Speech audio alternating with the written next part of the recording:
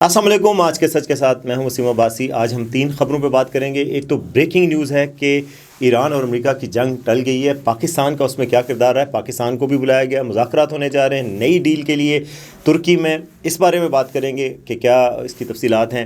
دوسرا, نیب نے جناب $22 ارب ریکور کیے ایک سال میں. کہاں سے آئے وہ پیسے, کدھر گئے پیسے, فورن ایکسچینج میں کیوں نہیں شو ہو رہے, نیب کی پرفارمنس کیا رہی, پورے سال کی کارکردگی کے حوالے سے بڑے بڑے دعوے کیے ہیں.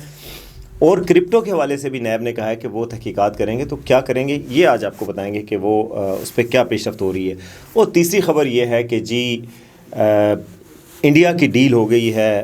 آپ کو پتہ ہی ہے امریکہ کے ساتھ کن ٹرمز پہ ڈیل ہوئی ہے اور کس کو فائدہ ہو رہا ہے اور پاکستان کو کیا نقصان ہو سکتا ہے, اس پہ بھی بات کریں گے. تو سب سے پہلے اس چینل کو کریں سبسکرائب تاکہ ہم آپ کو بتائیں کہ اس ملک میں ہو کیا رہا ہے اور کیوں ہو رہا ہے. اچھا جی, پہلے انٹرنیشنل خبر کی طرف آتے ہیں. انٹرنیشنل بریکنگ نیوز یہ ہے کہ جی پاکستان نے فائنلی پاکستان کو بھی انوائٹ کر دیا گیا ہے. امریکہ کے جو مذاکرات ہو رہے ہیں ایران کے ساتھ, اور آپ کو پتہ ہے کہ جنگ کے خطرات منڈلا رہے تھے. بڑا بحری بیڑا بھیج دیا گیا, مدر آف آل شپس وہ بھیج دیے گئے. کیریئر جو ان کا تھا ایئر کرافٹ کیریئر امریکہ کا, وہ سب آئے. اور پاکستان کی سٹاک مارکیٹ تک نے اس کے زلزلے فیس کیے کہ جی جنگ ہونے جا رہی ہے خدا نخواستہ. تو جنگ کے بادل اب چھٹتے نظر آ رہے ہیں اور باقاعدہ طور پر جو ہے وہ مذاکرات ہونے جا رہے ہیں استنبول میں امریکہ کے اور ایران کے درمیان. اچھا, اور صرف ایران اور امریکہ کے اس میں نہیں لوگ ہوں گے بلکہ پاکستان کے وزیر خارجہ اور ڈی پی ایم جو ہے وہ بھی جا رہے ہیں. اس کے علاوہ foreign minister of Turkey, Qatar, Egypt, Oman, Saudi Arabia اور پاسبلی UAE بھی اس میں شامل ہوگا. اور وہ سارے US ایران سمٹ استنبول میں ہوگی. US آفیشلز کا یہ کہنا ہے, اور US نے پاکستان کو بھی اب کہہ دیا ہے باقاعدہ طور پہ. تو یہ بہت بڑی پیش رفت ہے. خطے میں جنگ کسی کے بھی مفاد میں نہیں تھی, اور پاکستان اور اسلامی ممالک نے بار بار کہا کہ جی ہماری سرحد جو ہے وہ استعمال نہیں ہو سکتی. سعودی عرب نے کہا کہ ہماری ایئر سپیس اور ہماری سپیس جو ہے وہ ایران پہ حملوں کے لیے استعمال نہیں ہونے دی جائے گی. باقی مسلم ممالک نے بھی ایک زبان ہو کے کہا. تو یہ مسلم بلاک جو ہے وہ اس نے اپنی پاور دکھائی ہے, مرج کیا ہے اور اس نے بات منوائی ہے.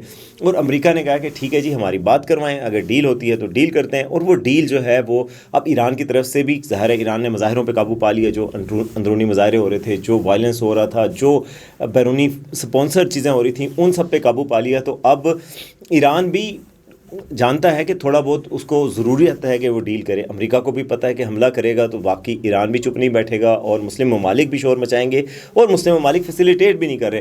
تو امریکہ نے پھر کہا کہ چلیں بات کر لیتے ہیں. اور یہ میرے خیال ہے پاکستان کے لیے بہت خوشی کی خبر ہے کہ آپ دیکھیں ہمارے بارڈر پہ بلوچستان ہے, اس کے ساتھ ہی ایران کا بارڈر ہے.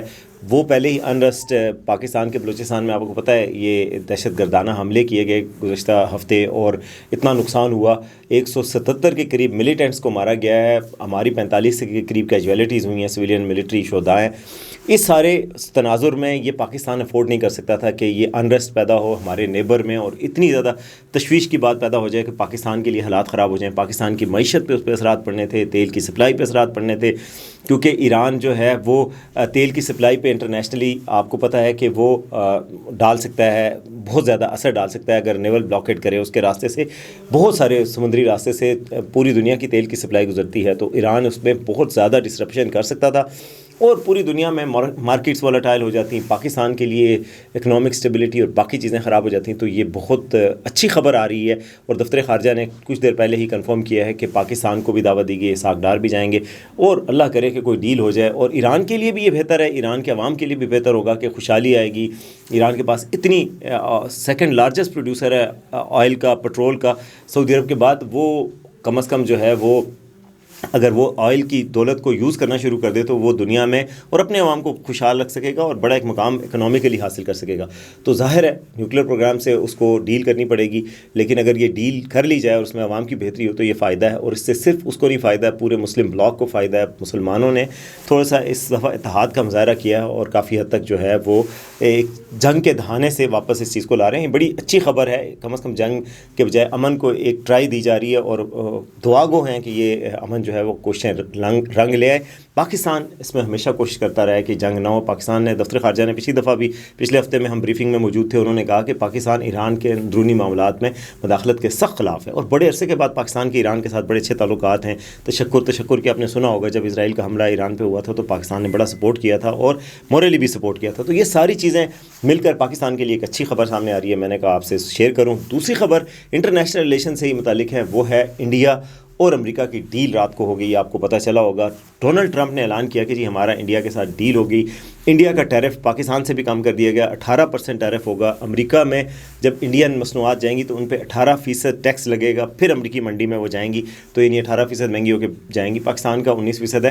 مگر جو ڈیل ہے اس پر انڈین اپوزیشن جو ہے وہ حکومت کو خوب لتے لے رہی ہے اور کہہ رہی ہے کہ یہ سرنڈر ہے, یہ 100% کہتے ہیں سرنڈر کر دیا آپ نے کیا کھویا کیا پایا. آپ یہ دیکھیں کہ 500 بلین ڈالر کی ڈونلڈ ٹرمپ نے ٹویٹ کیا اور اس میں کہا 500 بلین ڈالر کی امریکہ سے چیزیں خریدیں گے, روس سے تمام آئل لینا بند کر دیں گے. 40% انڈیا کا جو آئل ہے وہ روس سے آتا ہے, تو وہ اگر روس سے لینا بند کر دیں گے تو امریکہ سے مہنگا تیل خریدنا پڑے گا. امریکہ سے مہنگا تیل خریدنا پڑے گا تو انڈیا میں مہنگائی ہوگی, اس کو اکنامک نقصان ہوگا.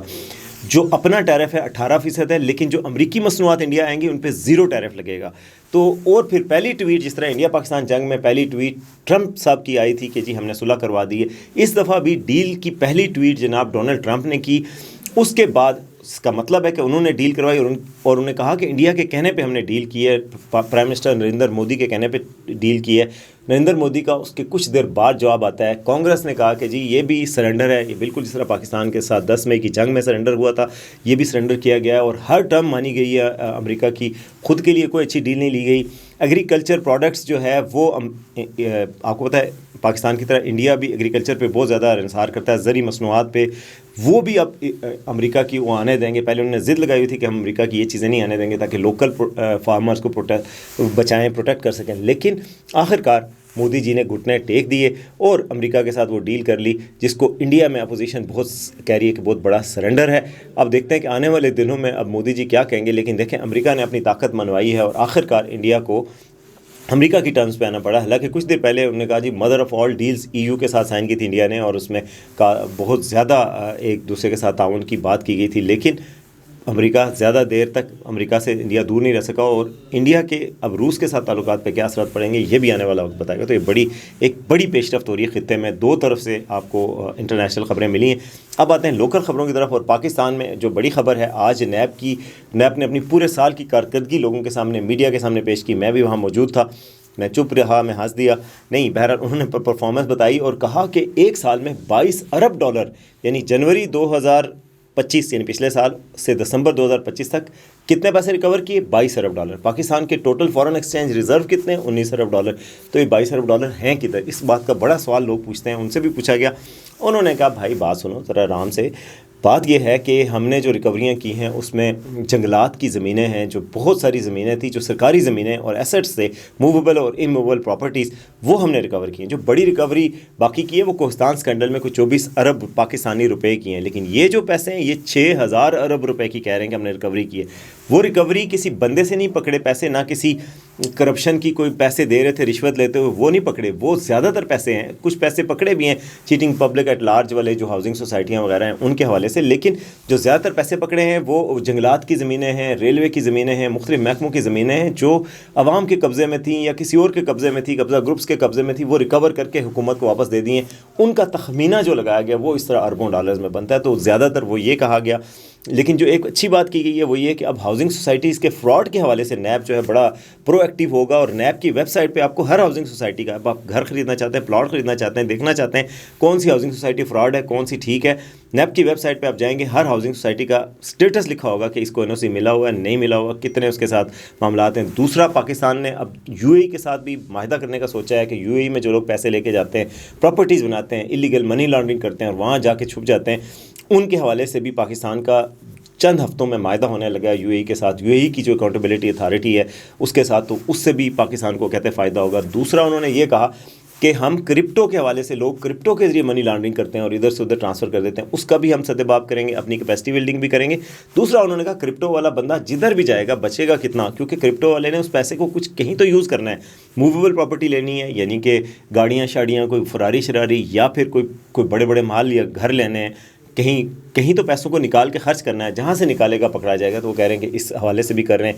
دوسرا انہوں نے کہا کہ پبلک لیول پہ پرسیپشن کو بہتر کرنے کے لیے ہم یہ ہے کہ ہم نے نیب کے آفیسرز کو کہا ہے کہ تمیز سے بات کرنی ہے، جو بندہ یہاں آئے گا اس کا ایک پرفارما دیا جائے گا، وہ بتائے گا باہر جا کے کہ بھائی میں میرے سے عزت سے پیش آئے کہ نہیں، مجھے زیادہ دیر تو نہیں کروائی، میرے سے کس لیے بلایا۔ دوسرا کوئی انانیمس کمپلین دے گا جی کہ پتہ نہیں محب وطن شہری کمپلین کسی بھی سیاستدان یا کسی بھی کے خلاف کرے گا، تو اس کو پکڑ ہوگی کہ جی اس کو ایفیڈیوٹ دینا پڑے گا کہ اگر تمہاری کمپلین غلط ہوئی تو تمہارے خلاف کارروائی ہوگی۔ تو کہتے ہیں کہ اس کی وجہ سے کمپلینٹس جو ہے وہ ڈراپ ہو گئی ہیں اور انانیمس کمپلینٹس لوگ نہیں دے رہے۔ اور دوسرا یہ بھی باز گشت ہے کہ نیب کے چیئرمین کی شاید ایکسٹینشن کی بات چیت چل رہی ہے، وہ چاہتے بھی ہیں ان کی ایکسٹینشن ہو۔ یہ بھی باز گشت چل رہی ہے کہ نیب کے آئین قانون میں ترمیم ہو اور نیب کو زیادہ پاور دی جائیں۔ ابھی وہ 50 کروڑ سے کم کی کرپشن پہ نہیں پکڑ سکتے کسی کو بھی، اب وہ شاید اس سے بھی زیادہ کی کوئی پکڑ سکیں گے۔ کچھ ایک دو پارلیمنٹیرینز کے حوالے سے کیسز بھی میچور ہو رہے ہیں، سنا ہے ملک ریاض کے حوالے سے کیسز بھی ہو رہے ہیں، لیکن کمنٹ نہیں کرنا چاہ رہے تھے آن دی ریکارڈ جو نیب کے افسران ہیں۔ تو اب تک کے لیے اتنا ہی، امید ہے آج کا شو پسند آئے گا، دیکھتے رہیں آج کا سچ۔